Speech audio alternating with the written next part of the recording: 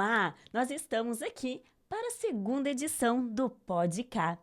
Hoje, com um momento muito especial com Raíssa Mafra. E ela vai compartilhar conosco um pouquinho da sua história como mãe e como profissional. Raíssa, seja muito bem-vinda ao Podcast. Obrigada, Cá. Uma honra estar aqui conversando com você e trocando mais de várias conversas que a gente tem, né? Porque o que a gente faz muito na nossa vida é conversar. E é uma honra ser sua amiga e estar aqui hoje. Gratidão. Raíssa, conta pra gente, por que fonoaudiologia? Então, se eu te falar que eu não sei, quando a gente vai chegando perto da época ali de fazer o vestibular, né? Todo mundo que está passando por isso sabe o tanto que é angustiante. E eu sempre tive o sonho de ser jornalista. Eu sempre falei que eu ia fazer jornalismo. Mas aí, no terceiro ano, um professor meu de espanhol do colégio falou comigo, você tem alguém na área? Eu falei, não, então não vai dar certo. Você tem que ter alguma influência. E aí eu comecei lá em Minas Gerais, que eu sou de Minas, eu comecei a pesquisar alguns cursos e eu fui até a PUC e vi o curso de fonoaudiologia. E eu falei, será? É comunicação, vou tentar. E eu lembrei que quando eu era pequena, eu já fiz fono. E aí veio essa vontade e entrei para fono e já estou quase 20 anos formada. 20 anos na área, né? E eu a conheci também fazendo um curso lá na clínica, dentro da área de fonoaudiologia. E Raíssa, dentro dessa área de atuação, que já são quase 20 anos de caminhada, o que te move todos os dias? Cá, é engraçado, porque quando eu entrei para a fonoaudiologia, eu tinha um desejo, cuidar de crianças. Só que eu tinha muito receio. Na época que eu formei, não se falava muito em autismo. Eu era apaixonada por síndrome de Down, então achei que eu ia muito para essa área. Lá em Belo Horizonte, eu fiz estágio na PAI, atendia só criança com síndrome de Down. E depois de um tempo, eu apaixonei pelo autismo. E hoje, o que me move não é só cuidar das crianças. É cuidar de tudo que envolve. É cuidar de cada paciente que chega, de cada família. Porque hoje eu vejo que, mais do que os pacientes precisam de suporte, as famílias precisam de suporte. Então, acho que isso que me move todos os dias. Saber que eu estou sendo útil na vida de alguém e levando qualidade. Eu acho que esse que é o ponto principal e funcionalidade para o futuro. E Raíssa, sabendo desse teu diferencial, muito conhecida, disputada e sem agenda em Joinville, né? Conta pra gente que além desse carinho, desse amor, desse apego, dessa dedicação com as crianças, como é essa tratativa com as famílias? Quando a família chega para você, qual é a maior dor? Como que você acolhe? Como que você recebe essa família para depois, de fato, atuar com a criança? Então, Cá, quando chega uma criança, né, a maioria são crianças, ali para o atendimento, é um luto. A maioria das famílias estão vivendo o luto do filho perfeito, o luto do que vai acontecer no futuro. Eu falo muito que assim, é um luto financeiro, porque a gente sabe que hoje ter criança que precisa de um tratamento, independente se tem diagnóstico, se é autista, se tem atraso na fala, a gente sabe que é um valor que às vezes o plano de saúde não cobre. Quando tem o diagnóstico que vem, né, com o CID, principalmente de autista, tem um luto emocional, porque ninguém está preparado, ninguém quer ser pai de uma criança com deficiência, não que depois que seja, é um problema, não, mas ninguém desejou, né? Tanto é que quando uma mulher está grávida, a primeira coisa que a gente fala é que venha com muita saúde, independente de ser menino ou menina. E então, quando vem o diagnóstico, isso mexe muito. É um luto espiritual, porque muitas famílias se culpam, por que comigo? Por que Deus fez isso comigo? E tem o luto social. Porque quando vem o diagnóstico, muitas dessas famílias começam a se esconder. Com o que os outros vão pensar, como que meu filho vai agir. Então, o primeiro passo a família chegou, entender, acolher e ter empatia, se colocar no lugar. Porque a gente, como terapeuta, é muito fácil eu estar do lado de cá, você como educadora também sabe disso, é muito fácil eu estar do lado de cá e colocar regras, colocar minhas opiniões, o que tem que ser feito. Mas quando a gente vive do outro lado e a gente se coloca no lugar do outro, da outra pessoa, a gente sabe que nem tudo é tão lindo quanto no livro. Nem tudo é tão fácil quanto a gente aprende na faculdade ou em cursos que a gente faz. Então, acho que o ponto principal é a gente acolher, ouvir, mostrar as possibilidades e mostrar que nem tudo está perdido. Que cada dia é um dia, que cada evolução é uma evolução. E nenhuma evolução, por menor que seja, pequena o suficiente. Né? Então, acho que esse é o ponto principal. E eu costumo dizer, né? Embora essa aceitação, esse momento de luto, né? Cada criança é uma criança. Cada um tem o seu tempo e não tem comparação, né? E a gente busca trabalhar e desenvolver, mas também respeitando cada limitação.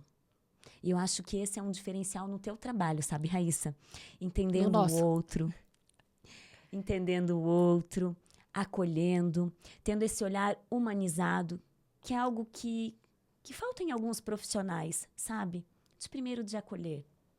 Porque não é só um número. Ali existe um coração, um sentimento, um pedido de ajuda, né? E quando essa mãe chega, como você falou, ela chega com uma dor, ela chega com um luto. Então, ela também quer ser ouvida. Estou aqui como mãe, como mulher, e preciso de ajuda, não sei o caminho. E esse teu trabalho admirável é o que torna o teu diferencial. E sabe, Kai, eu vejo que muitas famílias chegam, principalmente a mulher, né? Graças a Deus isso está mudando muito nos dias de hoje. Pais estão cada vez mais envolvidos em tratamento, na educação dos filhos. Mas chega uma pessoa negligenciada. Porque é um diagnóstico que vem antes. Ninguém lembra daquela mulher, independente. Acho que virou mãe, a gente deixa de ser a Karina para ser a mãe de, né? Então, a gente se coloca em segundo plano. E quando uma criança tem uma deficiência, tem algum diagnóstico, a gente se coloca mais ainda. E o que a gente tem que lembrar é que o diagnóstico é um papel. Ali não está uma sentença, é um papel. O que está ali é uma criança, é um ser humano, é uma pessoa que a gente precisa olhar além daquele diagnóstico. Porque papel a gente rasga. Né? Por mais que vai estar ali, não significa que eu rasguei o papel e vai deixar de ser autista. Não é isso. Mas tem alguém ali por trás. E tem uma família por trás. Tem todas as pessoas que estão envolvidas. Tem cuidador, tem professor, tem vô, tem vó, tem um tio que às vezes não sabe. Então, assim, é tudo aquilo ali. Então, a gente tem que olhar para aquele ser e pensar o que eu posso fazer de diferente na vida dessa pessoa para o futuro dela. Não é o agora só, é o na frente. E o que eu falo muito com os terapeutas que eu convivo é a gente, a partir do momento que a gente escolheu ser terapeuta, você como educadora, a gente não mexe com papel. A gente mexe, a gente cuida de ser humano. Nas mais diversas áreas, esferas, com os mais diversos tipos de pessoa, de diagnóstico, de não diagnóstico, de cor, de raça, de cultura, enfim. Então, a gente tem que olhar para a pessoa e tem que estar preocupado com o futuro. Né? Eu acho que esse é o ponto principal. E dentro dessa experiência toda, né, desses anos de dedicação, tem alguma história que te marcou? Olha, tem várias, mas eu vou te falar que o primeiro paciente autista que eu atendi. Eu atendia numa cidade no interior do Espírito Santo, numa escola que chama Pestalozzi. Aqui eu acho que para o sul não tem, né? Mas em Minas tem muito. Pestalozzi é como se fosse uma PAI. E é uma sala pequenininha e uma criança de mais ou menos uns 10 anos autista, nível 3 de suporte, totalmente agressiva. A mãe chegou e falou, é a minha última salvação. É a minha última tentativa. E eu ali, recém-formada, sem experiência, porque pensa, 20 anos atrás a gente não tinha os cursos que a gente tem hoje em autismo, não tem esse conhecimento. E por mais que hoje tem curso, a gente sabe que é um custo muito elevado. Eu falei, pronto, sou eu e a criança. E eu não sabia o que fazer com ela. E agora? E aí você chega uma criança autista nível 3, você não consegue um olhar, você não consegue. Eu estava acostumada a tratar a criança com síndrome de Down, que é a síndrome do amor, que é totalmente carinhosa. Não, né? Não é assim todos, mas a maioria. E ali me marcou muito. E foi ali o ponto que eu decidi. Eu falei, ou eu tenho que estudar para trabalhar nessa área, ou essa área não vai ser minha área. Porque não dá pra gente fingir. Então, ali foi o ponto que mais me marcou, assim. E aí? Foi um pontapé na tua vida? Foi um pontapé. Apesar disso, depois de muito tempo ali nessa cidade que eu morava, que é um interiorzinho de Minas, que eu prestava serviço para o Espírito Santo, era uma cidade de 3.000 habitantes. Ali eu falei, tá na hora de investir. Então, eu saí de Minas, dessa cidade depois de um tempo, porque não tinha como eu fazer vários cursos. Desisti de ser fonoaudióloga, porque, infelizmente, em Minas Gerais, o salário de fono não era tão valorizado. Comecei a fazer marketing. E aí veio uma oportunidade de mudar para cá, para Joinville.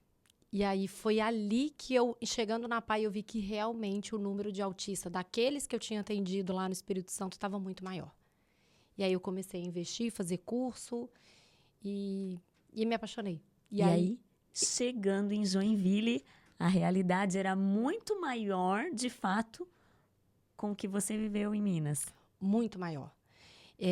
Como eu trabalhava na PAI daqui de Joinville com crianças de estimulação precoce, o número de autistas que apareceu era gritante, assim. E eu falava, meu Deus. E é engraçado que antes da gente conviver com crianças autistas, com pessoas com autismo, a gente tem um preconceito. A gente acha que é um bicho de 7 cabeças, né? E não é. Então, assim, eu precisei de fazer curso, precisei de ir atrás, fui me apaixonando cada vez mais. Parei de atender pelo SUS, porque a quantidade de horas que eles ofereciam para o atendimento era muito pouco e eu sabia que eu não ia conseguir. E me feria de ver uma família depositando esperança em mim. Eu com meia hora só por semana de intervenção, falando, não tem como, né? Então, foi aí que eu falei, não, tá na hora de virar a chave. Fui atrás de cursos internacionais, fiz várias especializações e aí hoje acho que eu atendo bem autista. Sou suspeita em falar, né? E vendo esse teu carinho, esse teu amor, né, pelo autismo, aí surgiu um coração nas nossas vidas, porque eu me incluo nessa história também, né? Depois de tanta experiência, tanta dedicação, veio a Raíssa mãe, a Raíssa família. E acho que todo o meu público quer conhecer essa história linda, da qual eu sou muito privilegiada, abençoada, e falo com emoção e carinho no coração, assim, meus filhos estão aqui e sabem do quanto eu falo da Vitória, da Vivi lá em casa, das grandes conquistas, porque pentear um cabelo, calçar um chinelo, tirar a areia do pé, parece algo tão simples, mas se tratando da Vivi, a gente sabe o quão grandioso. E essa história linda da mãe Raíssa? Conta pra gente. Então, ao contrário do que muitas pessoas acham, a mãe Raíssa foi mãe autista por coincidência. E não foi. Foi um destino, eu vou me emocionar, porque sempre que eu falo da Via eu me emociono. Eu sempre tive o desejo de ser mãe. Sempre, a minha vida inteira. E desde pequena eu falava que eu tinha o sonho de adotar. Então, quando eu mudei para cá, para Joinville, 10 meses depois eu desisti, falei, vou embora para Minas, não é para mim, não ficar longe da família. Conheci o meu esposo, Luiz Fernando. E uma das primeiras coisas que a gente falou quando a gente se conheceu vamos ter o nosso filho, mas a gente quer adotar. Tanto eu quanto o Luiz Fernando. E por várias decisões de Deus, não veio o filho biológico e entramos, bem na época da pandemia, na fila da adoção para Vitória. E a fila da adoção, ao mesmo tempo que é linda, ela é um tanto quanto cruel. Porque você vai decidir como que você quer o seu filho. Você engravidou, você não decide como que é seu filho. Se é menino, se é menina. E a partir do momento que você entra numa fila de adoção, você tem como escolher. Você escolhe se você quer uma menina ou se você quer um menino. A cor que você quer, de onde que ela vai vir. Ela vai ter deficiência, ela não vai ter, ela vai ter alguma doença. E aí a gente começou a fazer o perfil. Então, o nosso perfil era independente de sexo, criança até os 4 anos, porque o nosso desejo de ter o filho pequeno. As localidades a gente colocou Minas Gerais, Santa Catarina, Rio Grande do Sul e Paraná, pela proximidade, Minas, porque eu sou de Minas. Deficiência. Quando foi pra gente preencher, eu olhei pro Luiz Fernando e falei, e aí? E agora? E agora? Aí ele falou, Raíssa, a gente trabalha com autismo. Aí eu falei, se tantas mães são capazes, eu também sou capaz de ser uma mãe de uma criança autista. Vamos deixar na mão de Deus. E colocamos que a gente aceitava criança com deficiência. E aguardamos. Então, todo mundo falava com a gente, vai ser muito rápido a fila, porque você colocou com deficiência, seu perfil é muito aberto, enfim. Eis que um dia, eu recém-operada, recebo uma ligação, o meu filho chegou. Era uma criança, um menininho com síndrome de Down, do Rio Grande do Sul. Eu recém-operada, na hora que tocou meu telefone, eu liguei para o Luiz Fernando e falei, nosso filho chegou. E comecei a chorar igual uma louca. E aí eles mandam um dossiê. Para quem não sabe, quando você adota, eles te mandam a história da criança para ver se você quer realmente adotar aquela criança. Porque tem os traumas que vêm, que é a família, né? E aí eu li. Só que eu li com um olhar com muito amor. E quando eu li, eu não vi nada demais. A primeira coisa que o Luiz Fernando falou comigo, Raíssa, se ele tiver pouco tempo de vida, eu não estou preparado. Falei, não, tá tudo bem. Só que como eu estava muito apaixonada já pela história e pelo fato de ser mãe, eu passei esse dossiê para uma outra pessoa ler que tem mais conhecimento na área. Sim. E essa pessoa não me dava resposta. Eu encontrava com ela todos os dias e ela não me falava nada. Até que um dia eu falei, não, vamos fazer a chamada. E na hora que eu fiz a chamada, eu percebi que a criança, ao invés de me trazer alegria, ela ia me trazer. Ela ia trazer muito mais um peso. Porque tinha 3 anos, pesava menos de 20 quilos. Nossa. Não alimentava via oral. Sonda naso, né? Eu como fono entendo. Sim. Não foi para uma gastro, porque ele não tinha condições de passar por uma gastro. Então, desde pequeno. E aí, ali, o meu sonho acabou. O fato da Raíssa ser mãe já não existia mais. Porque eu tive que abrir mão do meu filho. E diante dessa história, como ficou esse coração de mãe, esse coração de pai? Luiz Fernando, um abraço para você. Então, Cá, é difícil. Mas ali eu tive que ser egoísta. Você entendeu. E uma coisa que eu não sou é egoísta. Eu posso ter todos os defeitos do mundo, mas egoísta eu acho que eu não sou. Ali eu tive que ser egoísta. E aí eu falei com a minha mãe, e minha mãe falou, Raíssa, não. Nessa vez eu não te apoio. Minha mãe sempre me apoia em tudo. Né, mãe, né? E ali ela falou, Raíssa, acho que não. E aí eu abri mão, sofri horrores. E vamos viver, vamos deixar na mão de Deus. Tocou uma vez o telefone, pode tocar 2. Eu sabia que 3 vezes eu não podia negar. Porque senão eles te colocam, né? Sim. Eis que um dia eu recebo no meu WhatsApp um vídeo no YouTube. De um projeto que chama Encontrar Alguém. Então, dentro da adoção, quando você já está na fila de adoção, tem a busca ativa. Você pode ir atrás de pessoas que não são adotáveis, né? Vamos falar crianças, porque tem adolescentes também. Sim. E existia esse programa, que chama Encontrar Alguém, de Manaus. E na hora que eu abri, vieram 3 vídeos para mim, de uma mãe que também era adotiva. Eu abri o primeiro, nada. O segundo era Vitória. Na hora que eu bati o olho, eu falei, achei a minha filha. Falei, é minha filha. Chamei o Luiz Fernando, eu falei, vamos ter que ir para Manaus. Ele falou, você tá ficando doida? O que a gente vai fazer em Manaus? Não foi uma viagem que a gente não desejava. Não estava planejado. Não, de forma alguma, né? Todo mundo deseja.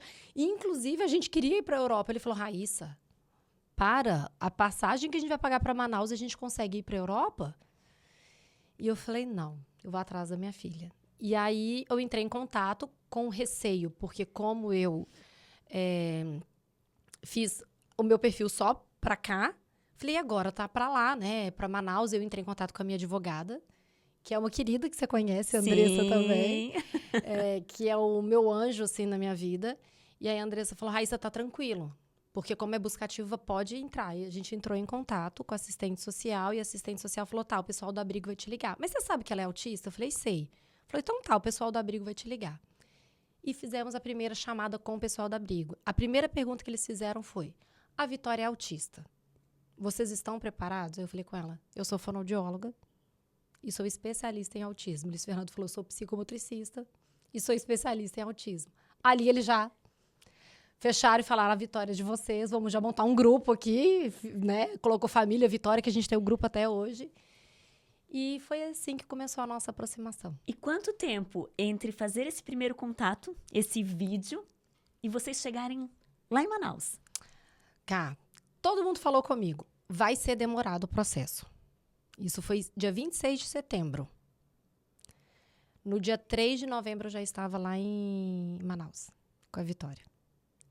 E foi um processo que, como estava chegando o final do ano, a assistente social de lá falava assim, Raíssa, vocês precisam me dar um prazo de quando vocês vêm. E a gente olhava a passagem de avião e realmente estava um absurdo. Para nós dois ia estar quase 15 mil reais, 10 mil reais. No dia que ela falou, hoje é a última data que você tem que me falar para vir, senão vai ficar só pro ano que vem. Nós olhamos a passagem, para nós dois estava ida e volta 5 mil reais. E aí, vamos olhar hotel. Não, não pode ser hotel. Tem que ser uma casa, um apartamento, porque você tem que simular que você está vivendo com a criança. Tudo que a gente olhava, Airbnb, R$700 a diária, R$600 a diária. No dia que a assistente falou, o juiz está pedindo hoje o endereço, nós olhamos o apartamento que estava de 600, estava por R$90 a diária. E a gente tinha que ficar 20 dias lá, em Manaus. Favorecendo já. Tudo favorecendo. E aí, fomos. Na realidade, no dia que a gente foi embarcar, teve aquele acidente na Serra, indo para Santa Catarina, para Curitiba. E o nosso voo saía de Curitiba. O Luiz Fernando, à noite, a gente ia sair de manhã, foi lá no aeroporto chorando e falou, eu preciso trocar a passagem, porque amanhã eu vou conhecer minha filha. Eles trocaram para Joinville. Chegamos para embarcar, voo cancelado. Ai. Aí pensa a choradeira, né? Minha, do Luiz Fernando, eu não vou perder minha filha, eu chorava. E aí, um anjo apareceu na nossa vida e mudou a companhia aérea pra gente. Não era nem dentro da mesma companhia. Eles falaram, não, a gente viu que ontem vocês estavam aqui e tudo, e a gente foi.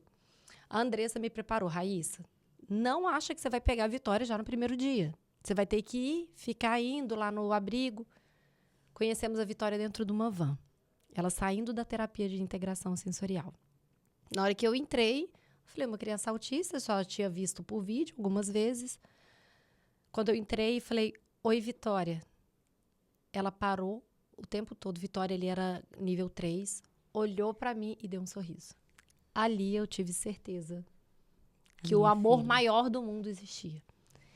E desde então a gente nunca mais desgrudou. Porque nesse primeiro dia, a assistente social chamou a gente e falou, vocês já estão preparados para levar a Vitória? E ela foi para casa com a gente. Foi para casa com vocês. Foi para casa com a gente, já no primeiro dia. Eu e o Luiz Fernando sem entender nada, como ser pai. E agora, o que a gente faz? E aí, o melhor, né? Nossa, eu sou terapeuta, eu sou especialista em autismo. Vou tirar de letra. Que nada. Facinho. Que nada. Aquilo que eu entendi sobre autismo ficou dentro do livro, lá no canto. E agora eu vou ser mãe. E agora eu sou mãe. E agora é o dia a dia. E aí o medo, porque se você faz alguma coisa de errado e alguém vê e conta para assistente social. Então teve um dia que a gente resolveu sair com ela, a gente foi para o museu da Amazônia, um calor, porque Manaus é muito quente. E Vitória começou a chorar, gritar, e a gente não estava entendendo o que a Vitória queria. E eu só queria pegar e tirar aquele sofrimento dela. E aí aquela hora que você fala assim, eu sei fazer gestão de comportamento. Mas o que ela está precisando? Eu não conseguia entender os sinais. E ao mesmo tempo eu falei, se alguém passa aqui, eu estou fazendo uma gestão de comportamento e acha que eu sou agressiva. Ela só estava com fome. E aí eu falei, vamos dar água, vamos dar. E na hora que a gente entregou um biscoito para ela, ela parou de chorar. Então, ali a gente foi sentindo a questão de ser pais, né? E eu falo assim, sabe, Cá? Você conhece a Vitória. A gente brinca que a Vitória... A rede de apoio da Vitória não foi a gente que conquistou, foi ela própria que conquistou por ela mesma, né? Vitória, ao contrário de várias crianças autistas, a Vitória é uma criança extremamente carinhosa, extremamente que adora beijo, abraço, tudo que a gente fala, tem seletividade alimentar? Não tem, né? Socialização? Não tem problema de socialização. A Vitória, ela veio para mostrar pra gente um lado que a gente não entendia ainda. Muitas pessoas falam, a Vitória teve sorte de encontrar vocês. Muito pelo contrário. Felizes os que se permitem aprender com a Vitória. E eu falo muito para vocês, né, Rai? O que passa nessa cabecinha que está muito além do que a gente está pensando? Ela é maravilhosa, Nossa, dá uma emoção de falar dela assim, porque a gente aprende com ela o tempo inteiro. Quando a gente acha que ela aprendeu, ela já sabia fazia tempo. Essa é a Vivi. Essa é a Vivi. E a Vitória, ela surpreende a gente a cada dia, né, Ká? Quando ela chegou, meses depois você já conheceu, e Vitória não falava nada. E a gente tinha uma desconfiança de deficiência intelectual, a gente não sabia. Vitória muito magrinha, Vitória, a gente indo atrás do que era da Vitória. Porque a gente não tinha história da Usava Vitória. fralda. Usava fralda. Não deixava nada no cabelo. Nada. Era... Sapato. Meu Deus. Várias situações com a Vitória. Não olhava pra gente direito, né? Ela olhava quando a gente cantava, mas Sim. era aquela fala que ela olhava e já se perdia a Era concentração. rápido, Muito né? rápido. Era um contato muito rápido. O que prendia ela era a música. E hoje a gente fala, pelo amor de Deus, Vitória, dá um tempo, fala menos aí, por favor, porque... Quando ela não pede pra gente parar de falar, né? Quando ela não chega e deu. Então, assim, o autismo, ele me transformou nisso. Não só como profissional, mas ele me transformou como pessoa. Porque ele me deu o maior amor da minha vida. Porque eu acho que se eu não tivesse me aventurado lá atrás, no começo da minha carreira, atender o autista, se aquela primeira paciente não tivesse entrado na minha sala e a mãe tivesse falado comigo, é a minha última esperança, talvez eu não teria entrado para essa área e não teria coragem de ser mãe de uma criança autista. Existem momentos que nem de longe a gente faz ideia do porquê. Mas, né, parando para analisar, refletir, olhar para trás e ver quanto crescimento, quanta evolução, quanto aprendizado. E hoje, a fono, a profissional e a mãe. Mudou algo na tua profissão? Total. Por quê? Total. Eu falo que eu sou antes Vitória e depois Vitória. Até as próprias mães falam comigo. Cá, aquilo que a gente começou falando, a questão da empatia. Eu achava que eu era super empática. Eu achava que quando a mãe chegava ali, eu era super acolhedora. Meu Deus, eu entendo super. Mas aqui, seu filho não pode ficar no celular hora nenhuma. Nada de celular. Fez birra, faz isso. Não sei, você não pode deixar de ir no shopping. Você não pode... E hoje eu vivo o outro lado.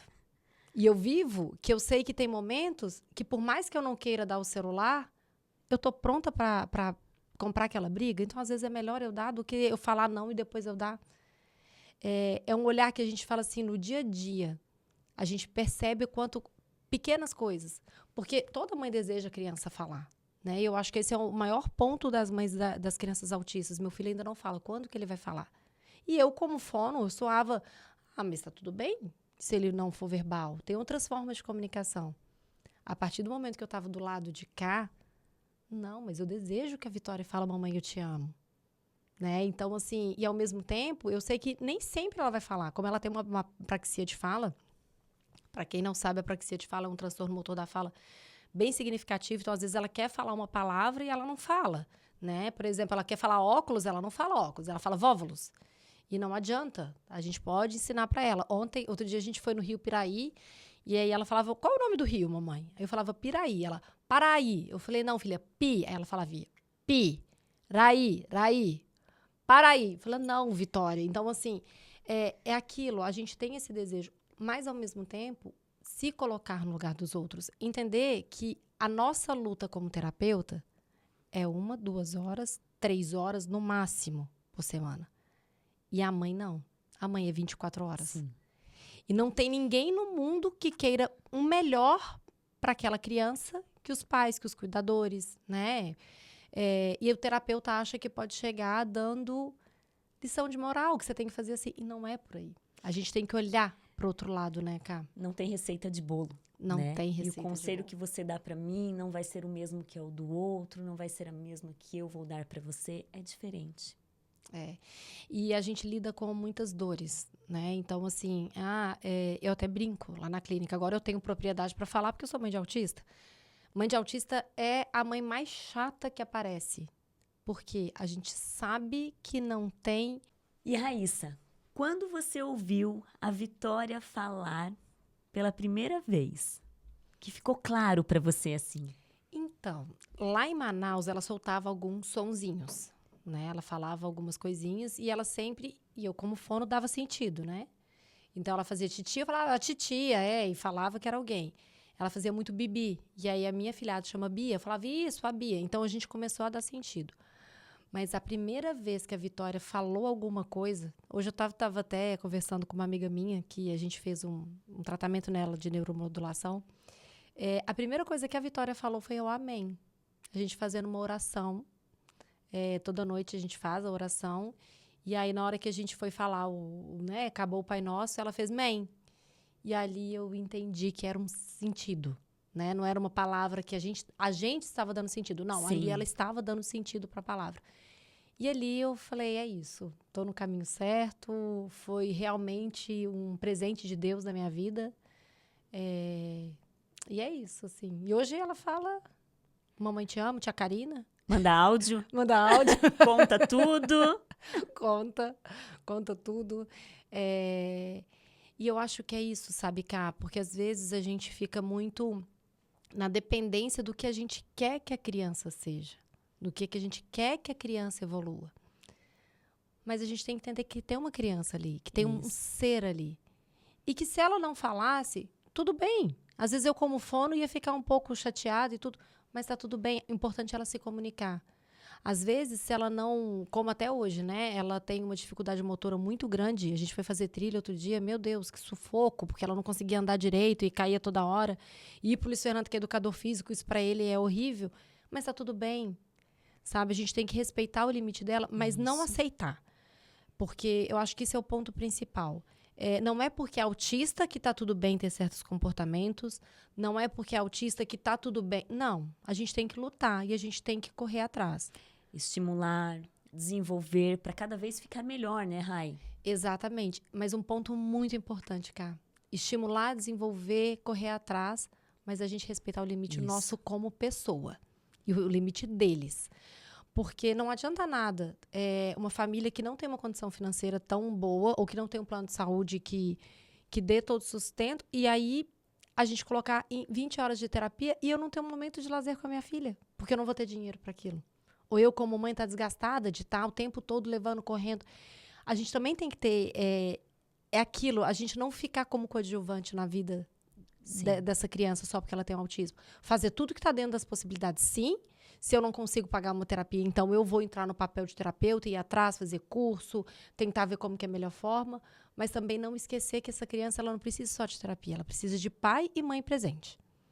Né? Quando a Vitória veio para mim, é aquele negócio, né? Terapeuta. A terapeuta agora sentava para brincar com a Vitória frente a frente, bem Denver, vamos estimular.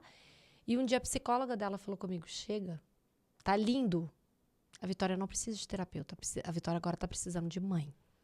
Senta com ela, coloque ela no seu colo, acolha sua filha. Deixa que a terapia a gente faz.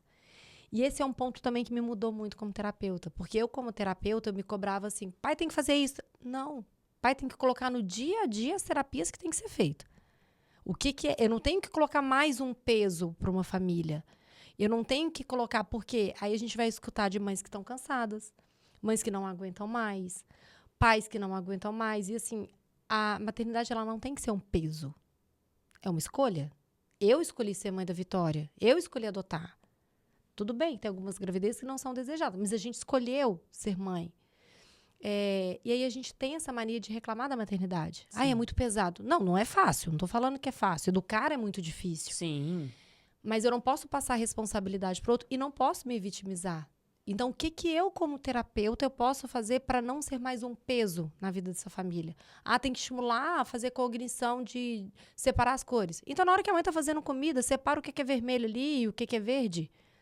Né? Então, no dia a dia, na hora que vai dar banho, como que eu vou estimular? Porque é aquilo que a gente estava falando. O colocar um laço no cabelo de uma criança pode ser simples, mas para outra criança, não. Mas é só porque ela é autista? Não. Porque tem criança típica que não suporta. Que não gosta, e tudo tá bem. tudo bem. Respeitar, né? Respeitar. Então, acho que esse é o ponto principal, assim, sabe, cada gente olhar para cada pessoa. E eu não falo só do autista, para cada pessoa como pessoa. Porque eu vejo que no mundo de hoje a gente esqueceu isso. A gente parou de respeitar o outro como pessoa. A gente fica muito na cobrança dos ter. E a gente esqueceu de ser. Aponta muito, né? E eu esqueci de ser gentil, eu esqueci de me colocar no lugar do outro, eu esqueci. E quantos pais que estão esquecendo de ser pais ou de ter momentos de lazer porque tem que trabalhar muito sim, porque a gente tem que pagar a conta, mas e aquele momento que você poderia, ao invés de estar ali no celular, tá brincando com seu filho, Sim. né? Às vezes, um pai que recebeu um diagnóstico e o médico deu uma medicação, meu Deus, mas eu vou colocar, vai viciar o meu filho. Mas se o médico indicou é porque é o melhor para o seu filho. Não faça o julgamento. E nada é para sempre. Uma medicação não vai ser para sempre. Às vezes, naquele momento vai ser importante. Entender que às vezes eu coloco numa escola e às vezes a professora me liga falando, ó, Vitória não tá bem hoje, tem como você buscar? Eu nunca te liguei, né? Já aconteceu. Sim. Raíssa, nunca vi a Vitória assim, mas eu preciso.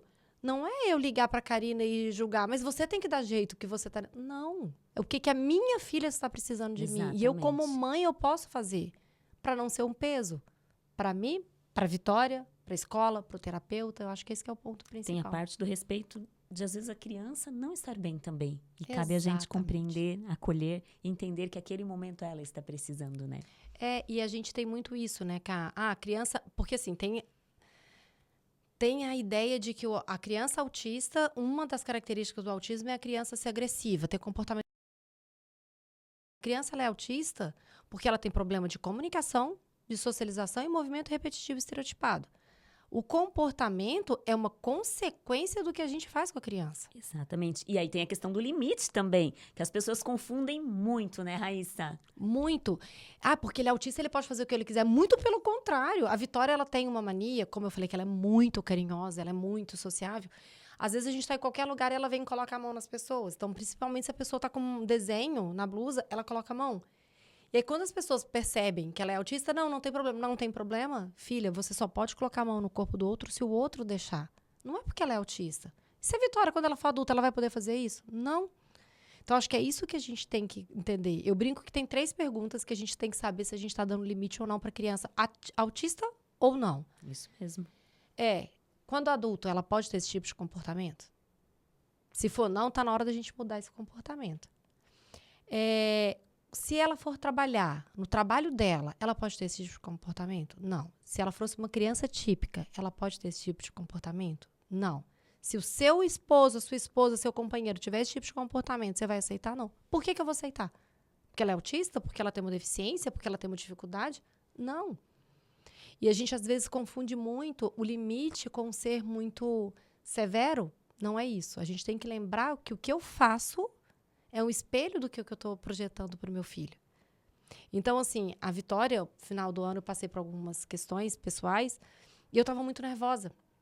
E eu estava muito nervosa, não só com a Vitória. Então, e a minha família é de falar muito alto, E tinha momentos que eu estava gritando com a Vitória, de tipo, chega, Vitória! É normal, a gente também tem o nosso limite. Sim. A Vitória começou a repetir o comportamento. Foi a hora que eu falei, opa, tô errando? Ela tá se espelhando em mim. Claro. E ela tá fazendo isso. Então, assim, a gente tem que tomar esse cuidado. A gente tem que ver que não é que ela pode fazer, não posso ser permissiva. Mas como que eu vou ensinar com amor? Ela tá chorando? Filha, entendo, lamento. Você quer ficar mais aqui, mas infelizmente não dá. Chora porque eu sei que dói. Vamos embora pro carro chorando, mas é isso. Não é porque ela começou a chorar que ela me bateu que ela vai ficar. Muito Sim. pelo contrário. Né? Então, assim, muito desse limite, desse comportamento, a gente tem que entender que atrás de uma criança autista ou de uma criança adotada, é uma criança. Então, tem certos comportamentos que é normal para o desenvolvimento da criança. Você trabalha com educação infantil, você sabe. Tem comportamento que você vê que é questão de uma frustração por causa do autismo, que é uma desorganização por causa da parte sensorial, de alguma coisa que ele não conseguiu comunicar. Você consegue perceber. Mas tem birra que você sabe que é porque é criança, não é porque ela é autista. E a gente tem que ter esse olhar. Sim. E mostrar isso para a família. De entender e saber como vai conduzir. Porque é o ponto principal, né, Kai? Eu acho que eu tenho uma fé, eu sei que você também tem uma fé muito grande. E eu tenho certeza que Deus não colocou a gente no caminho que a gente tá para trabalhar com as crianças, com as famílias principalmente, porque eu falo assim, trabalhar com as crianças é tranquilo. Por mais que eles estão no estresse dele lá, estão surtando, é tranquilo. A família que é o nosso grande desafio. Sim. Porque são expectativas que estão ali que às vezes a gente não vai conseguir cumprir, ou ela não está conseguindo cumprir, ou você está querendo dar um conselho, a família não está aceitando, ou ela está te exigindo alguma coisa. Então, é a gente olhar e a gente ter fé. Eu falo que é ter fé. e nas pessoas, em nós mesmos, e saber que a gente está aqui por algum propósito. Isso. Então, que não seja pesado, nem pra gente, nem pro outro, né? Eu acredito muito nisso, assim. Vai muito além de uma profissão, vai muito além de ser mãe, né? É uma missão. Não dá para brincar de profissional, nem da educação, nem da clínica, né? É sobre ser, Sobre ser. sobre fazer a diferença, sobre tornar diferente aquilo que às vezes não tá legal, né? E assim, o autismo virou um grande comércio, né? A gente sabe que para quem é terapeuta, como eu falei, formada há quase 20 anos, lá atrás, o salário de fono era X, o salário de físio era X, o salário de uma terapeuta ocupacional, nem sabia o que era terapia ocupacional direito. Hoje, você consegue ver pessoas ganhando muito bem. Porque o autismo, ele deu essa visibilidade e a necessidade. Que bom! Só que, ao mesmo tempo, estão formando profissionais que não estão aptos àquilo. E eu não falo nem só de conhecimento. Porque conhecimento, você pega livro, você faz curso. Sim. É de amor pelo que faz. De amor pela profissão. Amor pela pessoa que está ali. E é aí que entra o diferencial. É aí que entra o diferencial. Porque você pode ser uma professora boa, mediana. Mas você fazer o seu diferencial, você marca na vida das pessoas. Sim. A gente não quer te largar, né? A gente não quer. Eu fico aqui. Mas porque você faz o diferencial, você marca na vida das pessoas. Porque você tem um jeito, Karina, de ser. E não precisa ser o jeito Karina, o jeito raiz. Não, é o seu jeito. Mas o seu jeito de fazer diferença na vida das pessoas. O que eu tô fazendo aqui que vai mexer com aquele serzinho e com aquela família lá na frente? Esse é o ponto principal. E esse é o ponto da vitória na minha vida. De tantas mães que cruzaram meu caminho e eu falei, é isso. Quem sabe meu caminho não está ali. Então, o autismo apareceu eu sendo terapeuta e estou vivendo como mãe, na maternidade. E aprendendo todos os dias. Que linda. Raíssa, qual o recado que você deixa dessa conversa, desse momento de hoje, para as pessoas que estão nos assistindo, de ouvir a tua história como profissional, como mãe, como a Raíssa, pelo seu jeito de ser?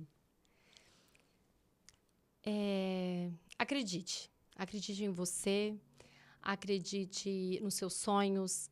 Independente de qual profissão você escolheu, não deixe que ninguém te desanime ou que quando eles te desanimarem, vê que aquela pedra ali no seu caminho pode te levar para um castelo maravilhoso. Acredite nas pessoas que estão à sua volta. Acredite nas pessoas que estão ali para te ajudar e, principalmente, cuide de você como mãe, como profissional, como mulher, como pessoa. Acho que se a gente se tornar e se cuidar para ser uma pessoa cada vez melhor, eu acho que tudo flui. Raíssa, obrigada por aceitar esse convite de estar aqui. A Raíssa é uma pessoa que eu levo para minha vida, né? Pela experiência, pelo profissionalismo, pelo legado que ela deixa na atuação, mas, acima de tudo, por me permitir também viver a vida da vitória, que é um presente também na minha vida. Rai, gratidão. Deixo todo o meu carinho para você, a minha admiração e, acima de tudo, a nossa linda amizade. E eu te agradeço, porque eu falo que você é a segunda mãe da Vitória. Ela não fiquem com ciúmes aí, mas ela é a segunda mãe da Vitória. É ela que arranca os dentinhos da Vitória para mim, porque eu não tenho coragem. E cá, obrigada por você existir, não só na vida da Vitória e da minha vida, mas na vida de tantas famílias que passam por você e que você marca. A gente sabe que você é uma pessoa que marca. Gratidão pela nossa amizade, por você e por você existir. Gratidão, querida.